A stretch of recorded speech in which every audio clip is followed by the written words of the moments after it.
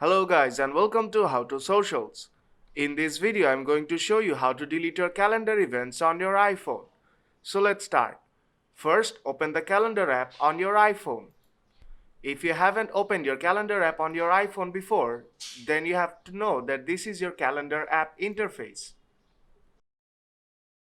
Now if you go through the dates, you will see some events on your calendar.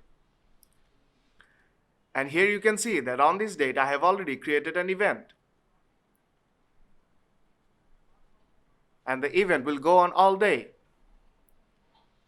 And if you have set an event for a specific time, it will show on that specific time.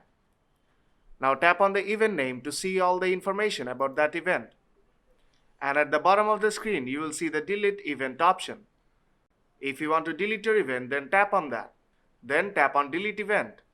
And your event will be deleted from your Apple calendar. So if this video helped you out, then don't forget to leave a like. And see you in the next tutorial.